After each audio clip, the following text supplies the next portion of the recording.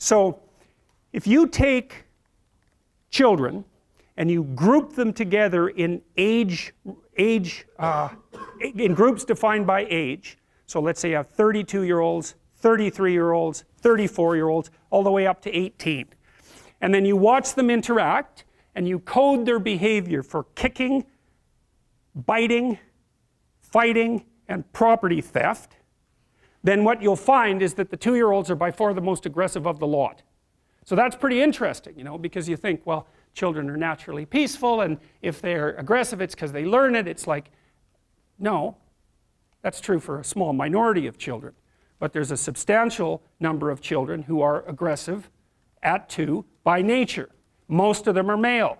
Now that doesn't mean most children are like that, because they're not. Even if you look at 2-year-olds who are the most aggressive human beings, most 2-year-olds aren't aggressive, but some of them are. And most of those are male. Okay, so then let's say you identify this cohort of aggressive 2-year-olds and you track them across time. Track them for the next 2 to 4 years, or track them until they're 4 years old. What you find is the vast majority of the hyper-aggressive male 2-year-olds get socialized perfectly well. So by the time they're 4, they're temperamentally probably still more aggressive, but they've become civilized little monsters, so other people can tolerate them. And that means that they've had parents or peers or educational experiences that enabled them to learn how to interact productively with other kids and to bring their aggressive nature under control. Some of that seems to be mediated by the opportunity to engage in rough and tumble play. And that's one of the things that we know that helps socialize rats, for example. It's vital to them, but it also seems to really be good for socializing young kids. And rough and tumble play, which is something that adult males particularly like to do with young kids, by the way, not before 9 months because they're just too little, but once they become ambulatory and, you know, kind of puppy-like so that they're a little bit more robust, then you can play a lot with them, and you can play with them right at the edge of danger too, which kids absolutely go nuts for that. They love that. So when I had little kids, I made this kind of wrestling ring out of these 2 couches that we had that would hook together. And I'd bring them on there and, you know, toss them up in the air and catch them, you know, 8, 10 feet. No. A foot in the air and catch them, and they'd go like this, and then, you know, I'd catch them and they'd laugh, and I'd throw them up and they're all freaked out, and then they'd laugh, and, you know, so they're learning trust with that in an embodied way, and they're also learning, and this is from stretching them out and wrestling them and twisting them around and letting them pull on your hair and hit you and all of those things. They learn deep in their bones exactly what can hurt them and what doesn't, and you want to kind of push them to the edge, you know, so that they can tell the difference between what hurts and what's still within the realm of the game. And you do the same thing when they're wrestling with you, so they learn not to, you know, awkwardly stick their thumb in your eye or do things that are actually painful, like grab your lip and pull it. You know, it's like, no, you let go of my lip, you know. And so that seems to help regulate the aggressive impulses and help the child find a more appropriate embodiment. You could think that what you're doing in some sense when you're rough and tumble playing with kids is teaching them how to dance, because that is what you're doing. You know, you're making them comfortable in their bodies in all of its extension, and building in that kind of body fluency that you see in people who are well situated inside themselves. And so that's something to really think about, you know, and it's appalling. We know that the ability to engage in rough and tumble play among rats inhibits aggression, impulsive aggression among rats. We also know that if you deprive rats of the opportunity to engage in rough and tumble play, they show prefrontal cortical developmental deficits and manifest behaviors that are akin to attention deficit disorder, which you can then treat with Ritalin.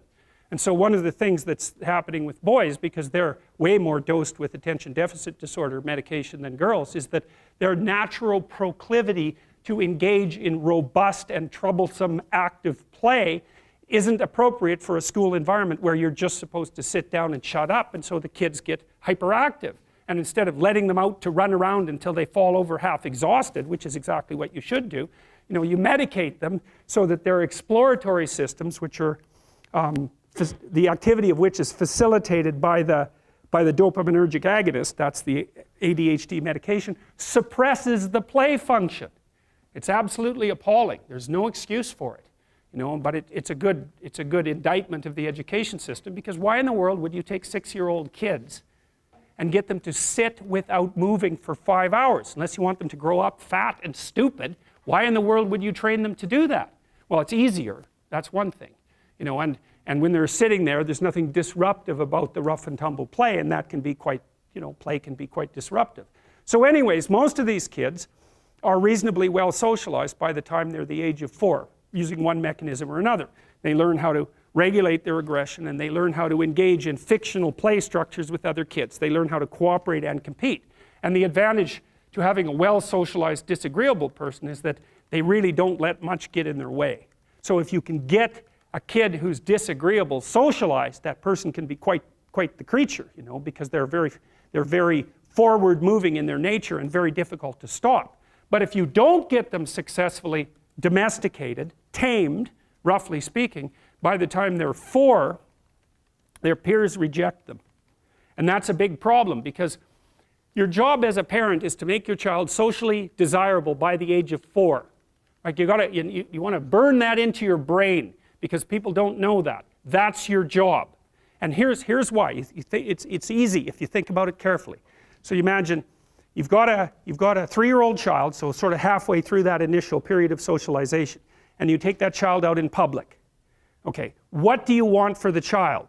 Who cares about you? What do you want for the child? You want the child to be able to interact with other children and adults, so that the children are welcoming and smile and want to play with him or her, and so the adults are happy to see the child and treat him or her properly. And if your child's a horrible little monster because you're afraid of disciplining them, or you don't know how to do that properly, then what they're going to do is they're going to experience nothing but rejection from other children and false smiles from other parents and adults. And so then you're throwing the child out there into a world where every single face that they see is either hostile or lying. And that's not something that's going to be particularly conducive to the mental health or the well-being of your child. If your child can learn a couple simple rules of behavior, like don't interrupt adults when they're talking too much, and pay attention, and try not to hit the other kids over the head with the truck any more than is absolutely necessary, and share and play properly, then when they meet other kids, the kids are going to try out a few little play routines on them, and that's going to go well, and then they're going to go off and socialize each other for the rest of their lives. Because that's what happens, is that from 4 years old onwards, the primary socialization with children takes place among other children. And so if the kids don't get in on that early, they don't move into that developmental spiral upwards, and they're left behind.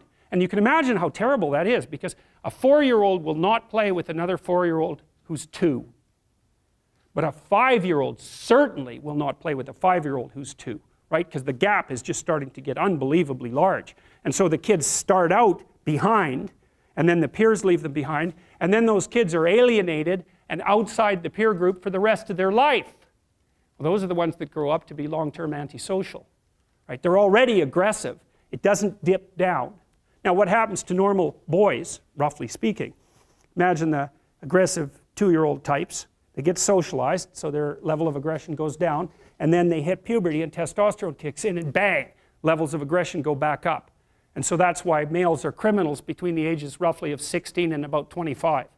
So, and it matches the creativity curve, by the way. It's so cool. If you look at the spike of creativity among men, 16 to 25, then it starts to go down. Criminality matches that absolutely perfectly. So that's quite cool.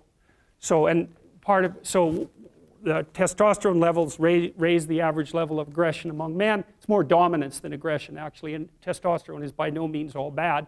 And then it starts to decrease at about age 25 or 26, which is usually when men stop staying up late at night, stop drinking as much, develop a full-time career, and take on the burdens and responsibilities and opportunities that are associated with a long-term partner and family. And so, well, so that's the development of what I would call predatory aggression, because I also think that the agreeableness distribution is probably something like predatory aggression versus maternal sympathy. It's something like that. So if you look at other mammals that are predators, because we're predators as well as prey animals, if you look at other animals like bears, the male bear has absolutely nothing to do with the raising of the infants. In fact, the female bears will keep the male the hell away, because he's likely to kill the infants and maybe even to eat them. So there's no maternality at all in solitary male mammalian predators. Now, it depends on how social they are, but roughly speaking, that's the situation. Whereas with human beings, males are quite maternal. So, but anyways, I think the I think the extreme of agreeableness on the low end, so disagreeableness, is predation.